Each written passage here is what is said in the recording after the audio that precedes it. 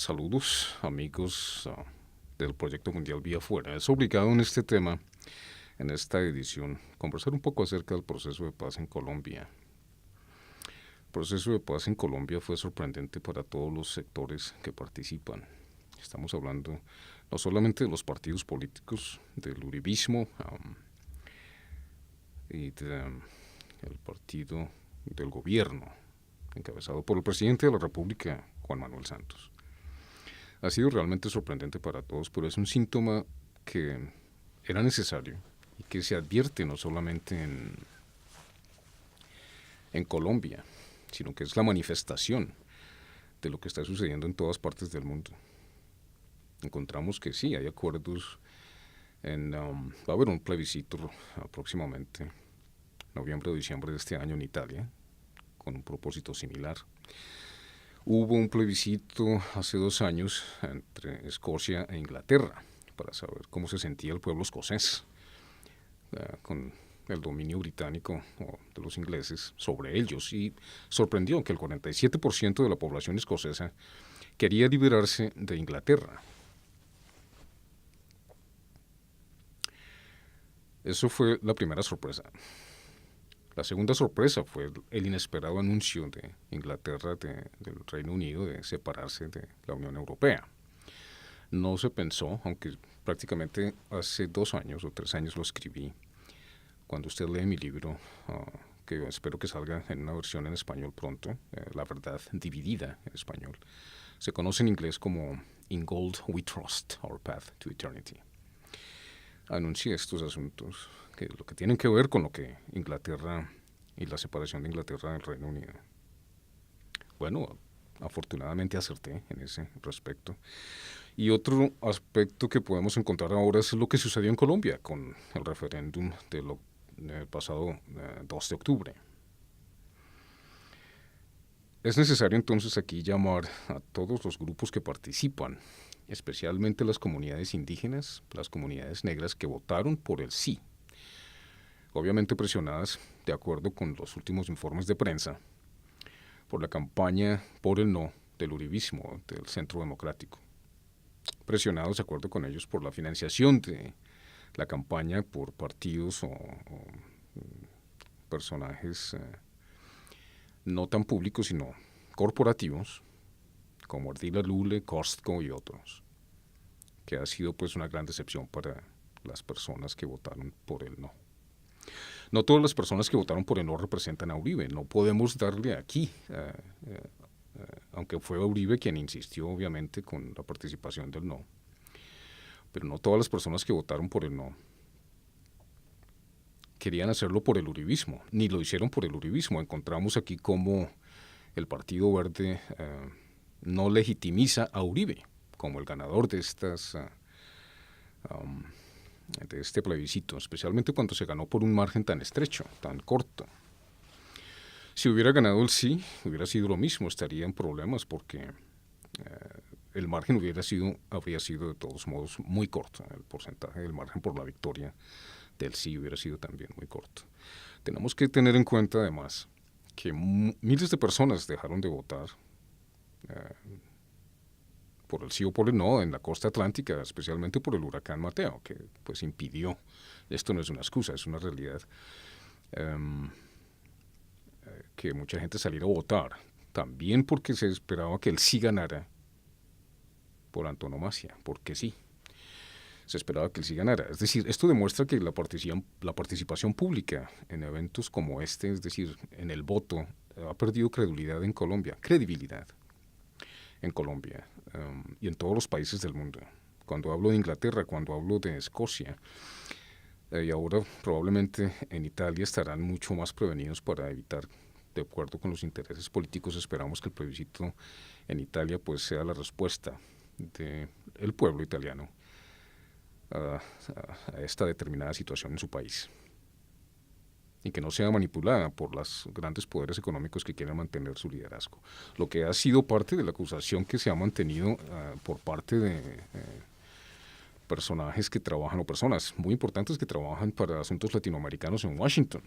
Podemos mencionar aquí a Jimena Sánchez, una persona que trabaja por los derechos humanos, que advoca por los derechos humanos en Washington y para asuntos latinoamericanos, quien ha dicho que no se le puede adjudicar a Uribe la victoria porque lo que él está buscando es precisamente con este cambio de actitud hacia la paz, que ahora está diciendo que sí, vayamos por la paz, después de que durante 4 años, según Jimena Sánchez, se opuso rotundamente a la paz y estaba predicando la política de la guerra. La opinión pública colombiana conoce eso, pero fue capaz de convencer a las personas que fueron víctimas de la violencia de votar por el sí. Y no es que él hubiera sido capaz, sino que es que las negritudes y las comunidades indígenas sufren inmensa miseria. Y la han sufrido en todas las administraciones públicas desde que Colombia empezó con el Frente Nacional para evitar precisamente las revoluciones civiles, las revueltas civiles o las guerras civiles después de lo que pasó en 1948, el 9 de abril. Desde 1950 fueron los partidos políticos quienes empezaron esta campaña de dividámonos el poder entre liberales y conservadores del Frente Nacional. Esto amañó a la clase política en una situación que ha permanecido estable. En Colombia, por ejemplo, encontramos el hecho de que no se ha retrasado demasiado en la paga de la deuda externa y mantiene una estabilidad política. No ha habido revueltas civiles o públicas significativas como en Venezuela, obviamente bajo la tiranía de este señor Maduro. Y Colombia tenía una estabilidad económica permanente a partir de esa época, de los años 50. Y además no ha habido partidos políticos de oposición que hayan liderado cambios significativos, en cuanto a esta política estable del país colombiano y de la política interna en Colombia.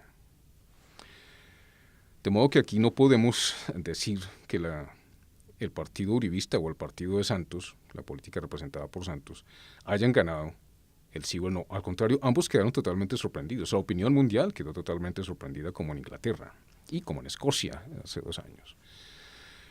¿A qué me refiero con esto? Las circunstancias que han llevado a este tipo de situaciones empezaron en España en 2013, cuando los grupos juveniles en más de 60 ciudades, más significativamente en 30, salieron a protestar públicamente por qué es lo que está pasando con las economías de Europa. Este movimiento no duró mucho. Y todo para resumir es que la opinión pública mundial está harta de las supuestas democracias que no funcionan. Como dije en la edición anterior, cuando sus manos no tienen manos en el trabajo y cuando su representación como votantes no es incluida dentro del Senado de la República. Es decir, no tiene participación alguna. Lo que nos lleva a pensar que el sistema democrático tiene muchísimas fallas. Volviendo entonces al caso del plebiscito en Colombia, hay que encontrar aquí que el que ganó fue el pueblo colombiano. Ni Uribe ni Santos merecen esta victoria. El pueblo colombiano se está pronunciando abiertamente hacia la negligencia histórica de los partidos políticos, que, como dije anteriormente, se han amañado y han facilitado la paga de la deuda externa para los países a quienes les debemos esa cantidad de dinero, inmensurables cantidades de dinero. Pero eso lo hacen a costo de vender la nación.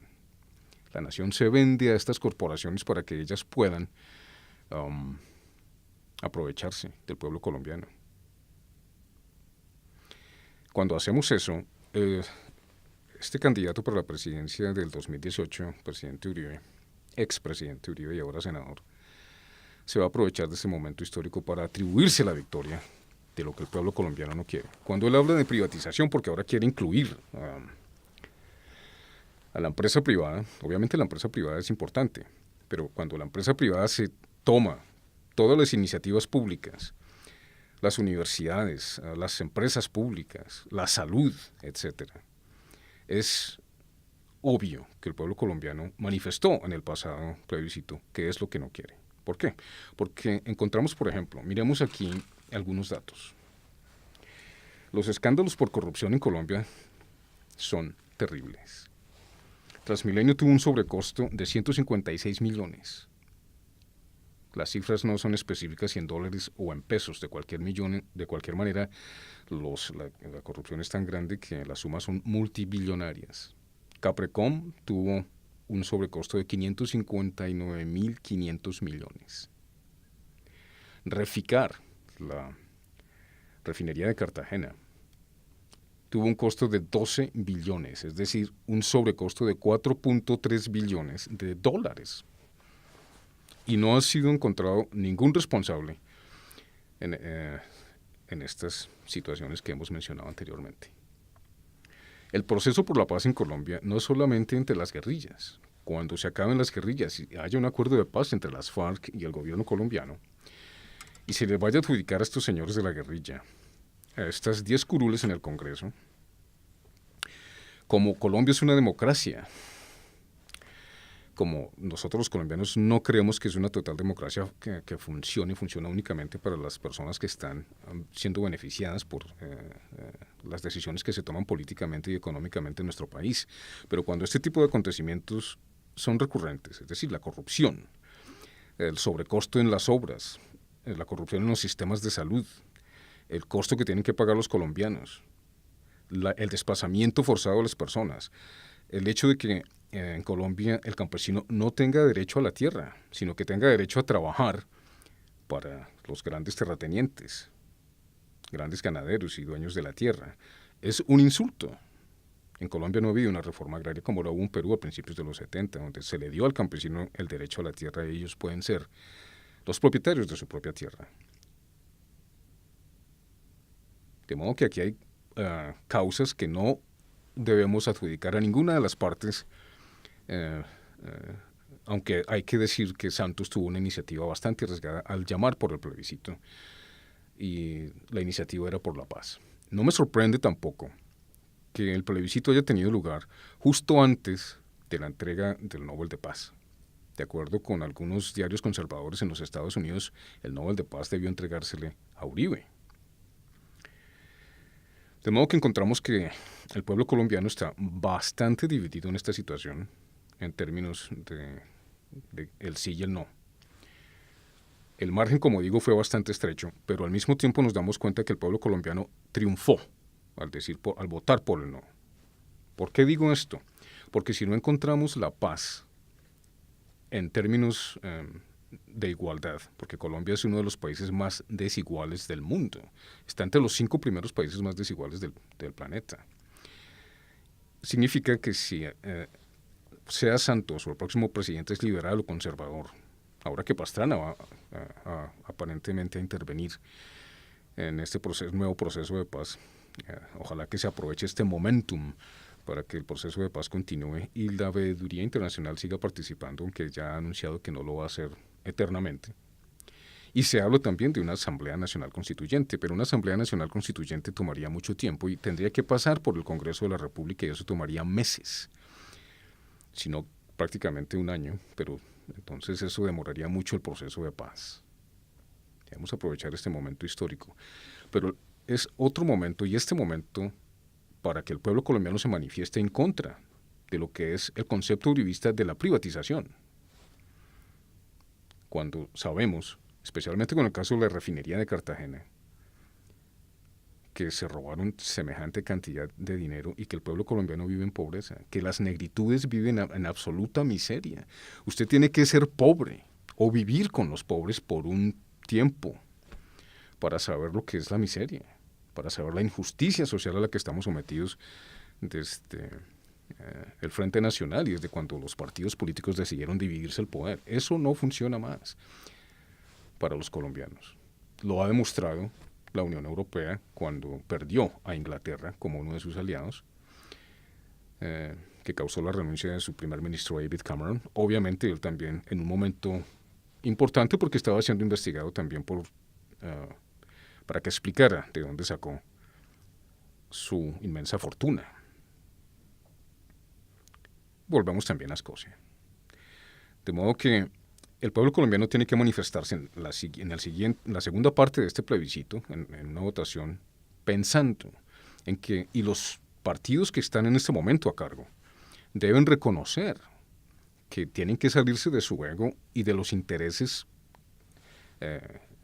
exagerados que tienen con las corporaciones extranjeras. Porque el pueblo colombiano no puede seguir aguantando esto. Ahora, se habla de la reforma agraria, uno de los puntos en el Tratado de Paz. Encontramos también que los colombianos no sabemos, y me incluyo aquí aunque soy canadiense,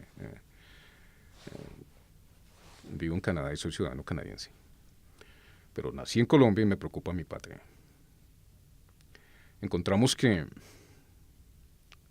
si no ponemos una solución y si estos partidos o estos señores que tienen el poder y que quieren continuar en el poder para favorecer a esas multinacionales, esas corporaciones que no favorecen a los intereses de Colombia, como son, por ejemplo, la privatización de los ríos, la privatización del agua, la creación de represas, que cualquier analista internacional le podría decir a usted que son los métodos que utilizan las corporaciones para enriquecerse y que los colombianos o los ecuatorianos, como lo expliqué en el Proyecto Mundial Vía Fuera, edición en inglés, la 5ª edición en inglés, están aceptando inversiones de los chinos, mayoritariamente en Latinoamérica. Estamos hablando de 119.000 millones de dólares. 119 billones de dólares invertidos desde 1995, de 2005, corrijo aquí, en Latinoamérica. Eso incluye la construcción del canal en Nicaragua, inversiones en Venezuela, en la industria del oro y del cobre, por supuesto en Cuba. La China también está interesada en participar en Cuba, de hecho ya está en conversaciones con ellos. Se dice entonces aquí por el uribismo, se usa la vieja táctica del terror, en donde no, pilas, que los comunistas van a llegar y van a acabar con todo.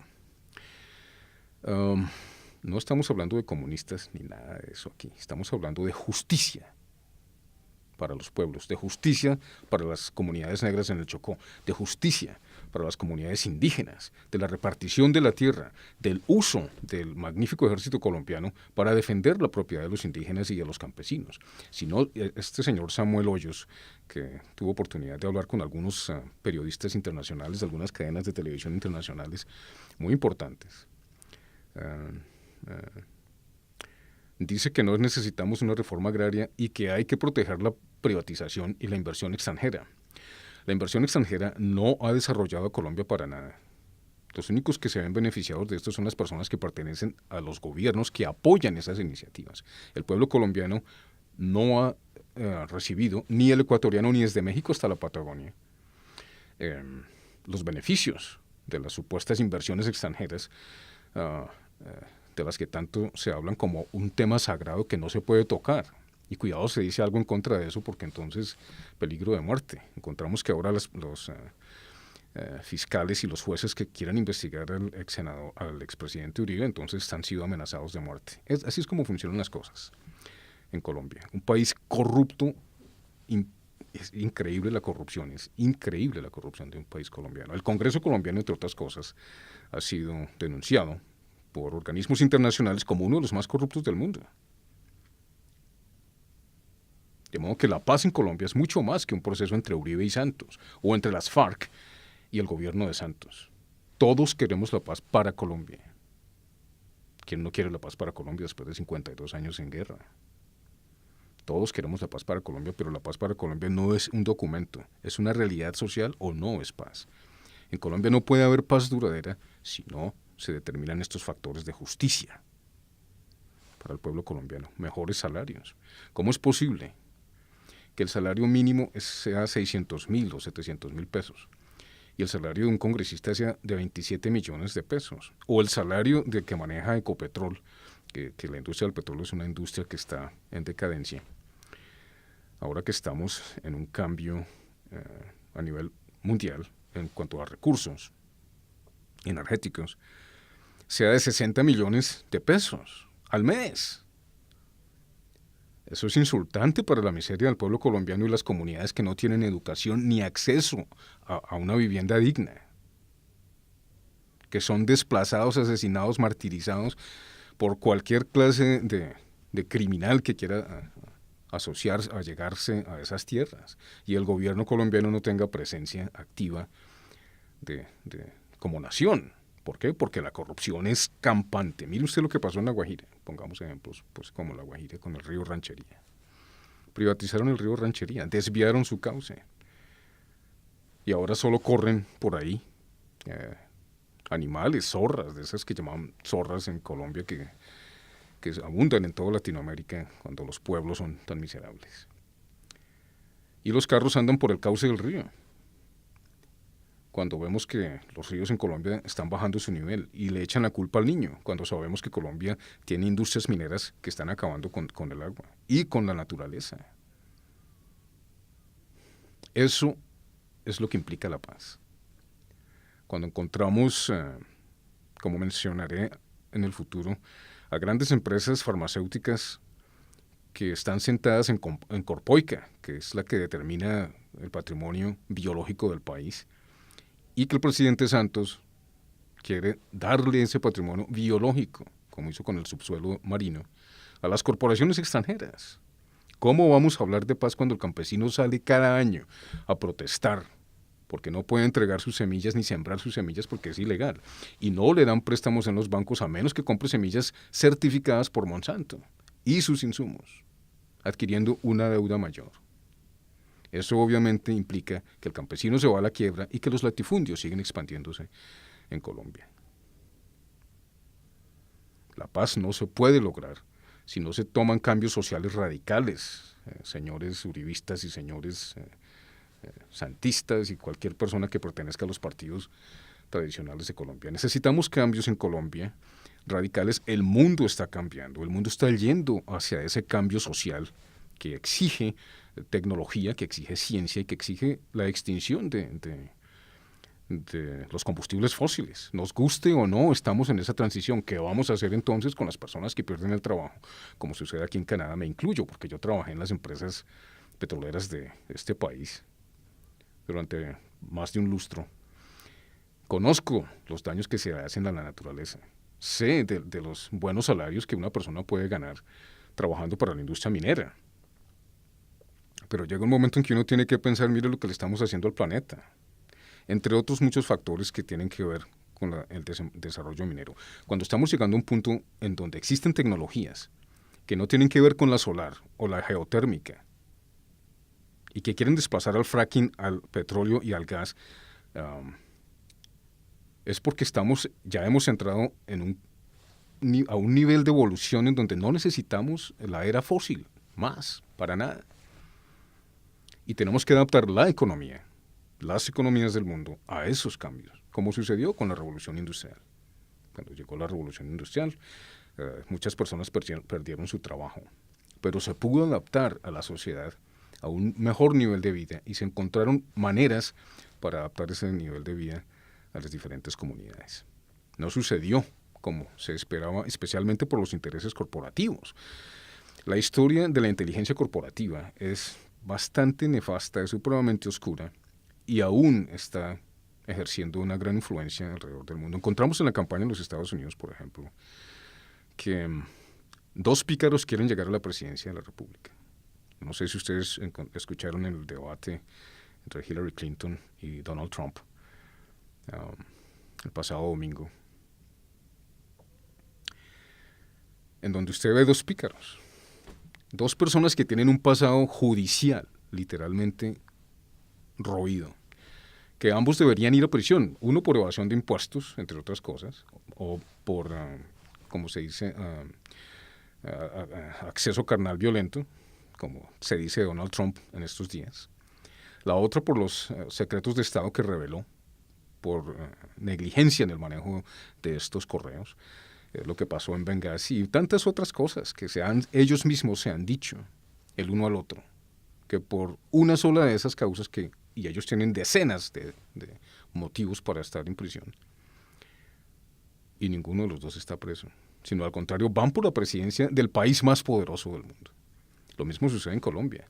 Estados Unidos, dice, esto en palabras de Trump, es un país tercermundista. Él dice que cuando llega al aeropuerto de Arabia Saudita, a los aeropuertos como el John F. Kennedy o los aeropuertos en Nueva York o Norteamérica, en cualquier lugar de Norteamérica, siente tristeza de ver cómo Norteamérica es un país tercermundista. Se ha convertido en un país tercermundista. Su infraestructura en Baltimore, en todas las regiones de Norteamérica está de capa caída. Los puentes necesitan ser reparados, pero no hay plata para eso. Hay plata para las guerras. Yo me pregunto, si personas como estos dos candidatos en los Estados Unidos no están presas, ¿por qué Bradley Manning y Edward Snowden siguen? Edward Snowden, en el caso de que está en Rusia, sigue siendo un exiliado. ¿Y por qué Bradley Manning, que fue el que reveló varios secretos que nosotros, la opinión pública mundial, pudo ver, como fue los ataques de los drones y del ejército norteamericano a personas inocentes en Irak, asesinándolos a todos? Es decir, no pudieron en su conciencia, a pesar de haber dado un voto de no hablar de estos temas, de no discutir estos temas para la opinión pública, la justicia pudo más y ellos tuvieron que rebelarse. Esto no lo hace ni Clinton ni lo hace Donald Trump. Lo mismo pasa en Colombia. Encontramos que son personas que tienen un pasado judicial terrible y son los candidatos a la presidencia de la República y tienen el respaldo de senadores, como veía yo a Miguel Hoyos, que dice que no hay necesidad de una reforma agraria y que hay que proteger la propiedad privada. Una reforma agraria no tiene mucho que ver, pero no va a afectar la propiedad privada honrada, justa, que es la que no se conoce en países latinoamericanos y ahora en ninguna parte del mundo, como está demostrado por los dos candidatos norteamericanos ahora en la lucha por el poder. Quisiera dejarlos entonces, amigos, porque el proyecto Mundial Vía Afuera es un proyecto que está viviendo un momento histórico como usted y yo lo estamos viviendo, sin igual. Las transformaciones en el mundo son bastante importantes en este momento para simplemente dejarlas pasar. Como colombiano y como latinoamericano, deseo que la paz llegue a Colombia, pero también que llegue a México, que llegue a Honduras, que llegue a El Salvador, por ejemplo, que acaba de decir no más proyectos mineros en mi país. Esa es la voluntad del pueblo, porque el 90% del agua en El Salvador está contaminada. Si usted mira, los ríos en Colombia están supremamente contaminados. Los niveles de mercurio son cosas que mencionaremos a lo largo y ancho de las discusiones por la paz y por el mundo, porque por nosotros, por la paz y por el mundo, es que el proyecto Mundial Vía Afuera existe. Habremos de considerar aquí también, como se consideró por las iglesias en el proyecto de paz de Colombia, el votar por el sí. Aunque también se denuncia que muchos pastores tenían inclinaciones políticas y promovieron el voto de acuerdo con sus intereses. Colombia, patria mía, te llevo con amor en mi corazón. Creo en tu destino y espero verte siempre en grande, respetada y libre. Hasta un próximo encuentro, amigos, en el proyecto Mundial Vía Afuera, donde continuaremos con estos temas y continuaremos avanzando con lo que está sucediendo en el mundo desde el punto de vista de la tecnología. Hay que mencionar aquí que, para finalizar, que existen otros valores científicos que deben empezar a ser aplicados y que han sido, por negligencia y por el interés de los poderes, negado para el pueblo norteamericano y para todas las naciones del mundo, como es energía gratis. Llegaremos a ese tema más adelante. Hasta un próximo encuentro en Proyecto Mundial Vía Afuera. Hasta pronto, amigos.